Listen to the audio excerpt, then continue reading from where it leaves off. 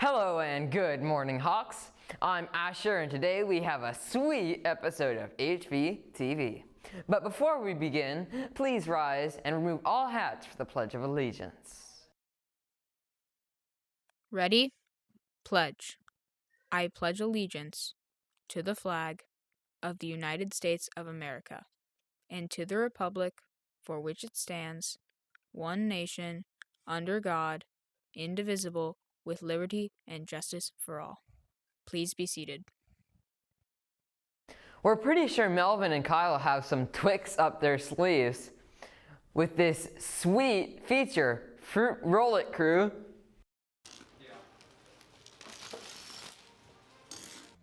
This is the Sugar Shack, a small candy store in downtown Menlo Park. The Sugar Shack originally opened in 2007, but it closed down in 2014. After 4 years without the shack, Susie Tinsley decided to reopen the store just last month for kids to enjoy. We asked Miss Tinsley, the owner and founder of the shack, why it was so successful. The fact that the Sugar Shack is so successful is because I'm within walking distance of 7 schools. So I've got the Hillview and Menlo, Sacred Heart, Oak Knoll, I've got MA, all sorts of high schools, middle schools, grade schools coming in. And those are my customers, are the kids. I do have occasionally parents or babysitters or grandparents, but it's mostly for the kids. Miss Tinsley feels that the Sugar Shack is much more special than going to any supermarket. Well, what makes it special is that it's so much more fun than a Walgreens. And then also Walgreens doesn't have all of the bins. I have 125 bins of candy, and you can't get any of that at another candy store. The shack has its own special features, such as the holiday-themed candy cart. Always have specialized holiday candy on the cart. So right now we've got all of the Halloween candy, then we'll have Thanksgiving and Christmas and Hanukkah and Valentine's Day. So that's what's also another thing that makes the Sugar Shack so much fun and so special. Maintaining the shack is hard work with the amount of people that come and buy candy. These are some of the most popular candies in the whole store. We go through about 50 pounds a week of this mini Swedish fish. So you just put those right there. Stop by the newly opened Sugar Shack this afternoon if you're in the mood for something sweet. Reporting for HVTV, I'm Melvin DePeiro with Kyle Walker. Thanks, Melvin and Kyle. How does an Australian say they are attacking your king? Checkmate. Here's a feature by Brian about the chess club at Hillview. Chess is a mental sport consisting of two armies of pieces with specific moving abilities attempting to place the opposing side in a position where they are unable to stop the demise of their monarch. This board game is quite popular, with estimates saying that 605 million adults play chess. But not many people know about the chess club in Hillview. The chess club, held in room D8 on Thursdays at lunch, is a place where people can both play and learn to play chess. Mr. Sullivan, the teacher of room D8, began the club quite a long time ago. This is my 7th year. I've run a chess club pretty much every school I've ever taught at. Yeah. I've always loved chess, I always played chess, and I always thought that it was a good, sort of a good way for, people to get together and learn a new game or play a game in a nice, fun, safe environment. Plus, I'm just interested in chess and interested in seeing kids learn, how to play, how to see their evolution from beginning chess players to sort of intermediate chess players. In the beginning years, it did not have as much publicity. Chess club, I don't make it a big deal. I don't really advertise it that much. And so some years it's 1 or 2 or 3 guys. In other years it's like 4, 5, 6. There's a lot of other clubs and things. So I don't really make it like you have to keep coming to chess club. You can drop in anytime you want.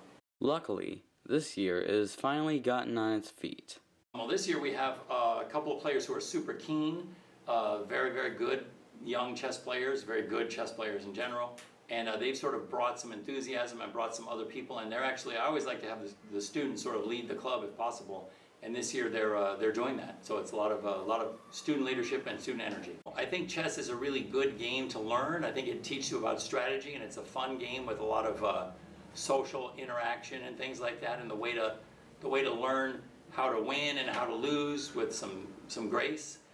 In summary, there is a club for chess players at Hillview in room D8 at lunch on Thursdays, and is getting quite popular as of late.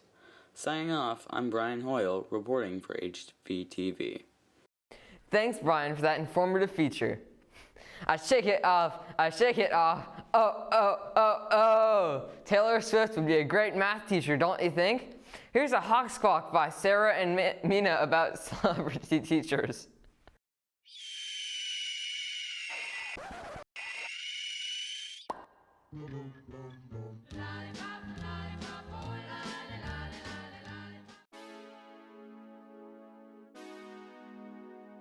Cameron Boyce, he would teach English.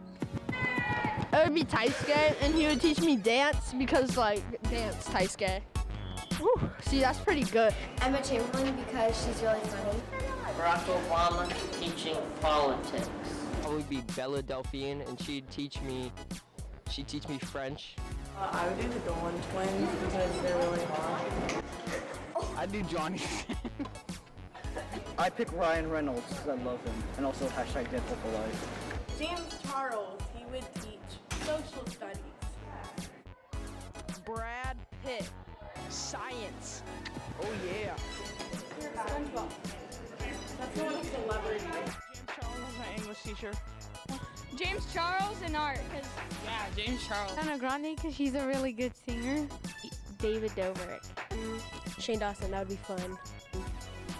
That'd be fun, yeah. I don't know how to drive yet, but he bought me a little kid Tesla, and I can use it. Yep. It'll be Danny DeVito, and he'd teach me how to act. Bob Ross, and he'd teach me how to grow a thick afro. Thanks, Sarah and Mina. I can't wait for Shawn Mendes to be my teacher next year. Before we sign off, why did the banana go to the doctor? Because it wasn't peeling well. On behalf of everyone on the Hawk Talk News team, make it a great day or not, the choice is always yours.